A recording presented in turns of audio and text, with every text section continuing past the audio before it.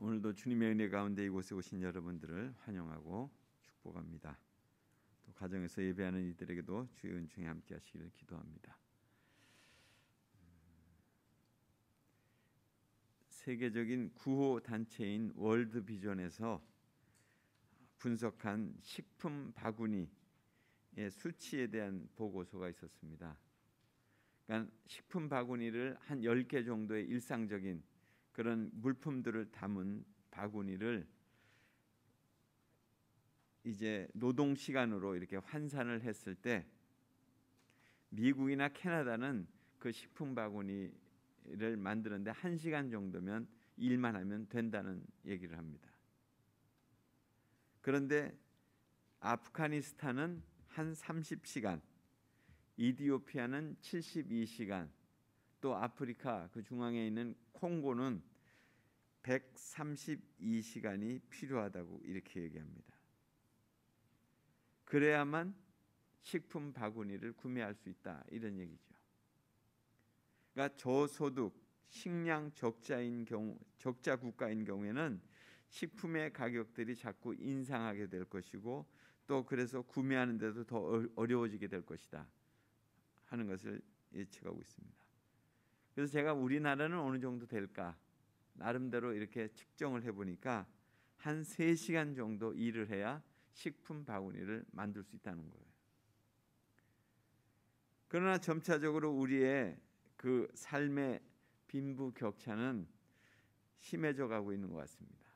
그러니까 빼곡해 가는 그런 아파트의 숲들을 보면서도 우리의 삶이 정말 나아지고 있는 걸까? 그런 생각이 별로 들지 않는 거죠. 결국 우리는 풍요 속에서 빈곤을 지금 맞이하고 있지 않느냐 하는 것입니다. 계속 일을 해야만 하고 또 오래 사는 것으로 인해서 생활비는 계속 필요로 하게 되고 그리고 앞날을 생각해 보면 걱정과 또한 근심이 우리의 생각을 사로잡을 때가 많죠. 또 우리가 무엇을 의지하며 살아야 할지 막막할 때가 많습니다.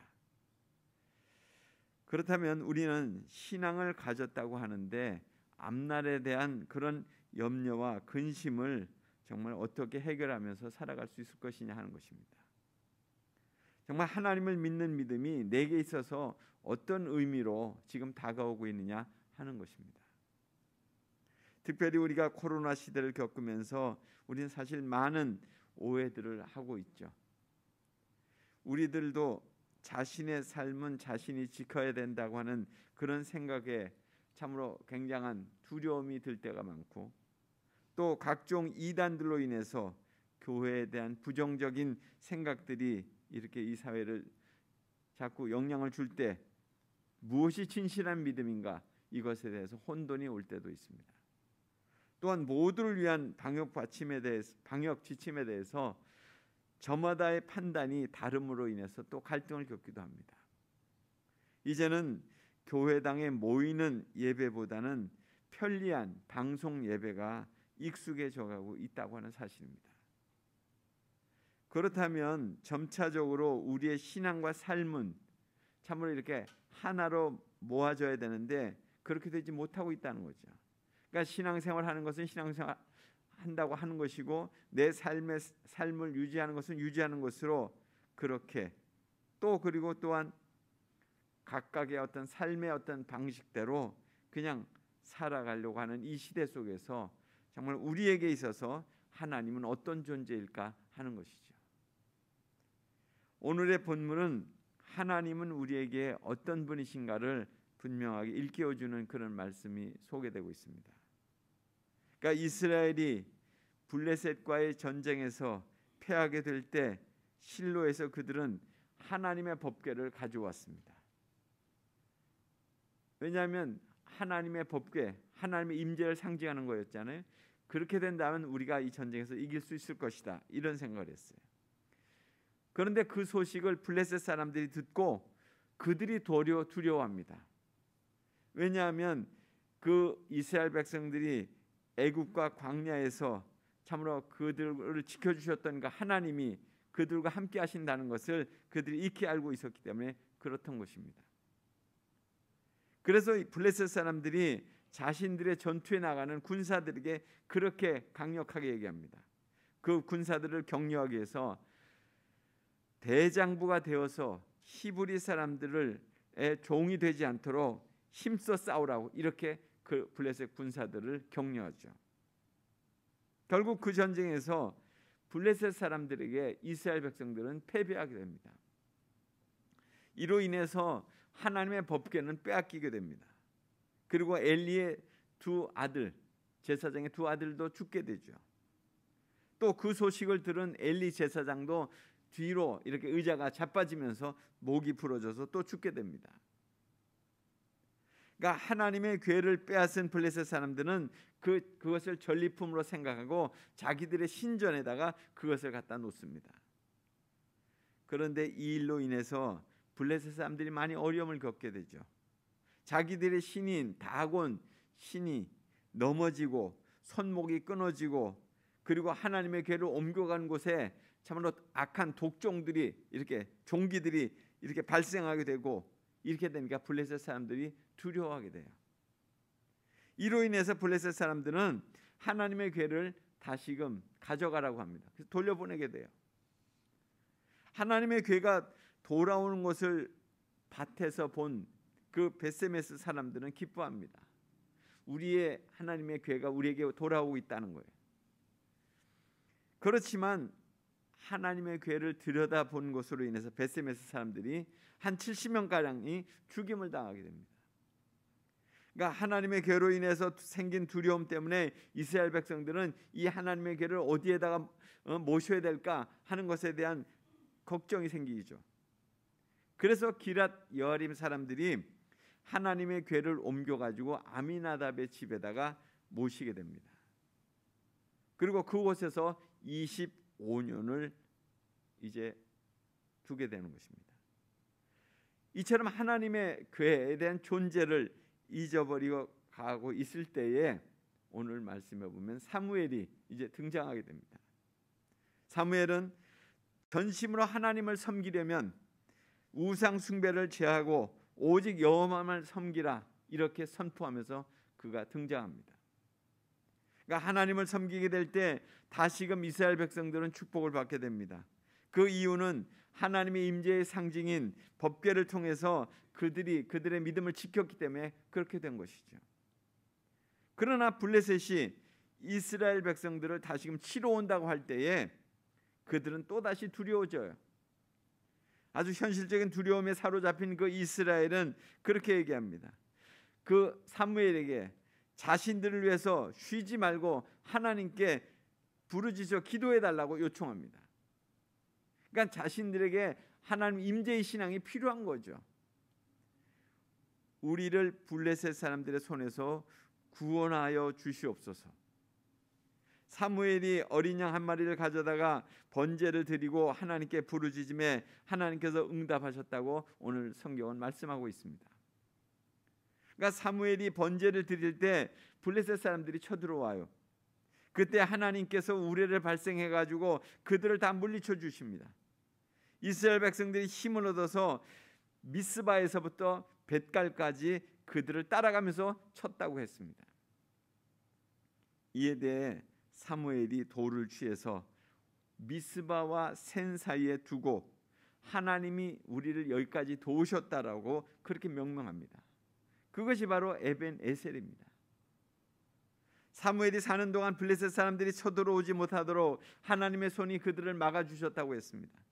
아울러 블레셋에 빼앗겼던 성읍들을 다 되찾게 되고 그리고 평화로운 삶을 살게 됐다고 했습니다. 이스라엘 백성들의 삶이 회복될 수 있었던 것은 하나님 앞에서 온전한 헌신을 결심했기 때문에 그렇게 된 것이죠. 그 이정표로 믿음으로 돌을 취해서 자신들의 신앙을 고백했기 때문입니다. 그 돌이 바로 에벤 에셀의 돌입니다. 도움의 돌이라고 얘기합니다. 이스라엘 백성들을 도우시는 하나님, 함께 하시는 하나님이심을 고백했습니다. 그 의미를 이제 우리가 살펴본다면 세 가지로 볼 수 있습니다. 첫 번째로 이스라엘 자손이 에벤 에셀의 돌을 세울 수 있었던 것은 그들의 불신앙을 회개하고 하나님을 섬겼기 때문에 그렇습니다. 전심으로 하나님을 섬겼기 때문에 그렇습니다. 이스라엘 자손이 블레셋 사람들의 그 압제를 받게 된 것은 그들이 하나님을 떠나서 우상을 섬겼기 때문이죠. 그동안 그들이 애굽에서 하나님께서 그들을 건져내 주셨고 그렇게 했는데 가나안을 기업으로 주셨는데 그 하나님을 잊어버리고 그 가나안 족속들을 본받아서 우상을 섬겼어요. 바알과 아세라 신을 섬겼죠. 그러므로 하나님께서 진노하셔서 그들에게 블레셋 사람들의 손에 맡기신 거예요. 붙이신 거예요. 엘리 제사장의 말년에 이스라엘과 블레셋의 전쟁이 있게 됐을 때 이스라엘 자손은 하나님의 궤를 메고 전쟁터에 나갔습니다. 무려 3만 명을 죽었어요. 그 패배해가지고. 그리고 언약궤마저도 빼앗겼습니다. 여러분 한번 생각을 해보십시오. 전쟁에서 패했을 뿐만 아니라 하나님의 언약궤도 빼앗겼고 엘리 제사장, 그들의 지도자인 엘리 제사장과 그 두 아들도 죽었습니다. 그것으로 사실 이스라엘 백성들은 굉장히 아마 절망스러웠을 거예요. 그런데 하나님은 거기에서 또 예비해 두었던 그 사무엘을 지도자로 세우셔서 이스라엘 다시금 보살피게 하시잖아요. 그러니까 하나님의 역사는 인간의 역사가 끝나는 시점에서 다시금 늘 시작돼요. 이 구원의 역사가 늘 그렇게 이루어진 것 같습니다. 죄로 인해서 멸망할 수밖에 없었는데 멸망당하는 그 순간에 하나님은 또 의인을 준비하셔서 또 새롭게 하나님의 역사를 시작하신 것이 구약과 신약에 이루어지는 계속된 하나님의 구원의 역사입니다. 하나님께서는 언약궤를 빼앗아간 블레셋 사람들을 심한 종기로 치셨습니다. 이에 혼인한 블레셋 사람들이 언약궤를 다시 돌려보냈죠.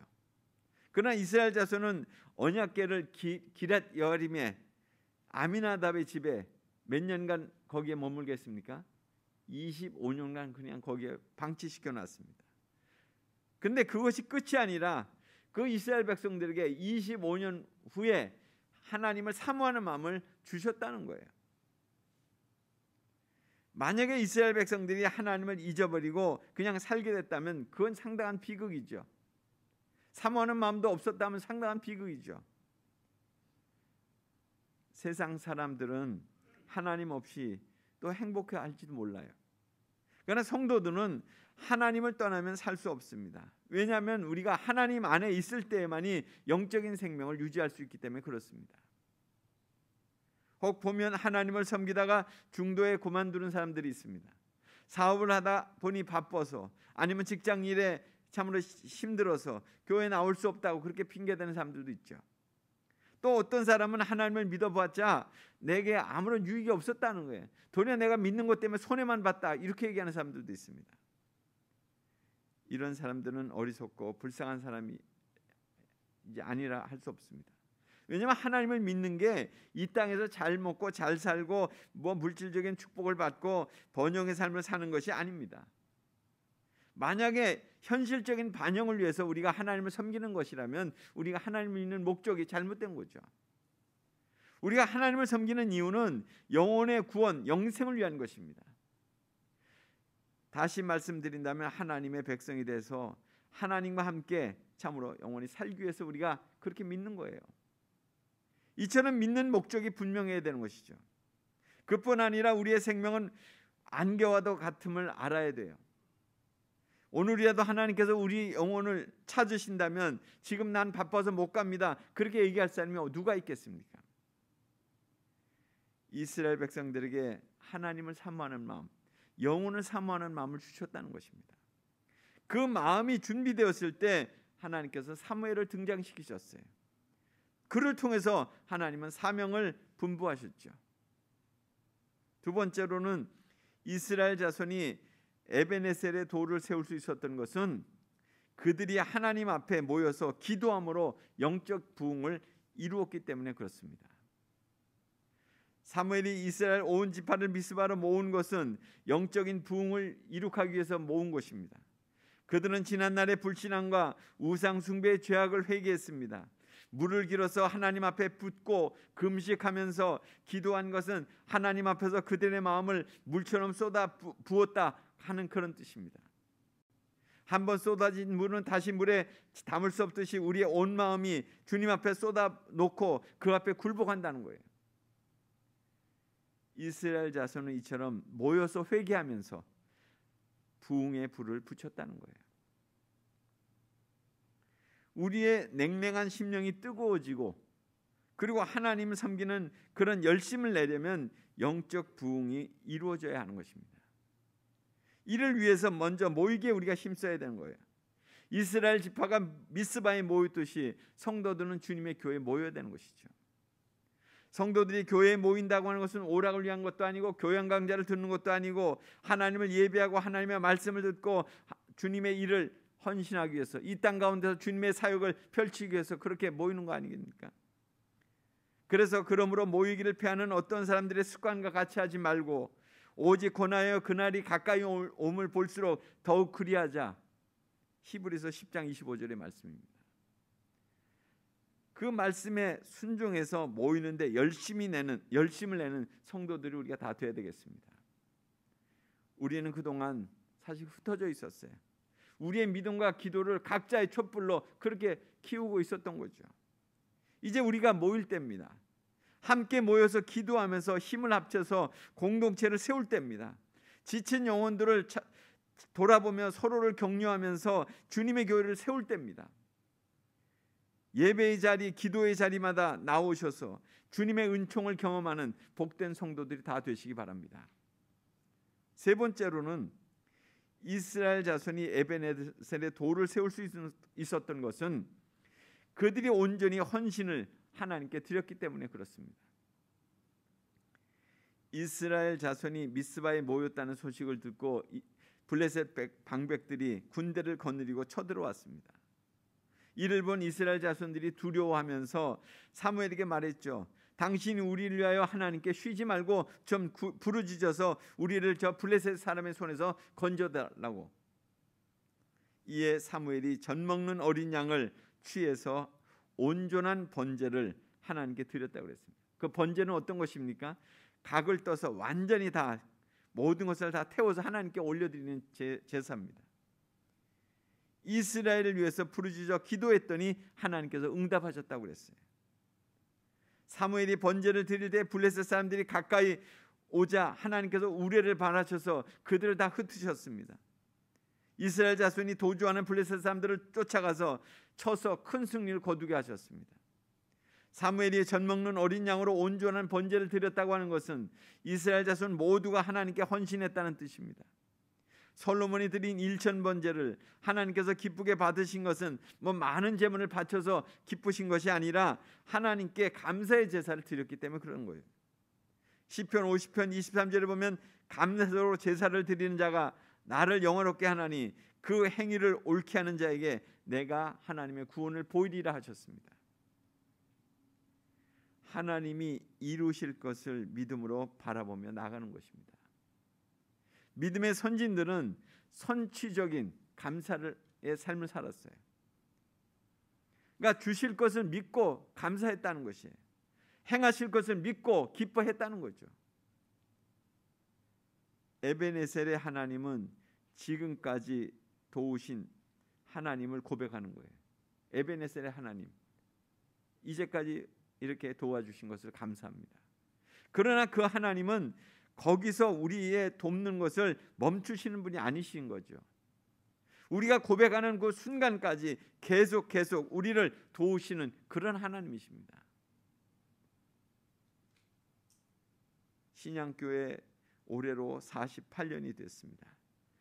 하나님이 행하셨기에 교회 사역을 멈추지 않고 오늘까지 이루어올 수 있었습니다. 시기마다 하나님은 사역자들을 보내셔서 충성하게 하셨죠. 지금 함께 교회를 이루고 있는 여러분들에게도 감사를 드립니다. 다시금 시작될 하나님의 역사에 우리가 함께 믿음으로 고백하면서 또 열심을 다해 모이고 예배하면서 하나님이 사랑하신 세상을 복음으로 섬기면서 하나님 나라를 이룩하는 일에 더욱 힘쓰는 우리의 삶이 되시기를 간절히 소원합니다. 같이 기도하겠습니다. 하나님, 참으로 미스바에서 센까지 참으로 하나님이 행하신 일들을 기억하면서 그들이 참으로 돌을 거기에 세우며 에벤에셀의 하나님을 찬양했던 이스라엘 백성들처럼 오늘 우리의 삶을 다시금 돌아보며 또 앞으로 하나님 행하실 일들을 참으로 기대하며 믿음으로 다시 한번 고백하며 나가는 저희들의 심령들이 되게 해 주옵소서. 참으로 이제까지 우리의 삶이 곤고했고 지쳤고 또 힘들었을지라도 다시 한번 하나님 앞에 예배하며 또 모이며 또 우리가 함께 하나님의 귀하신 뜻에 하나님 동참하며 하나님의 귀한 사역을 이루어가는 하나님의 백성들로 하나님 우리를 삼아 주옵소서. 그래서 우리의 입술 속에 에벤에셀의 하나님이 우리와 함께 하시며 그 하나님이 우리를 계속 인도해 주실 것이라는 그 믿음의 고백을 서로에게 나누며 하나님 격려하며 가는 하나님의 교회 될 수 있도록 축복해 주옵소서. 예수님 이름으로 기도드리옵나이다. 아멘.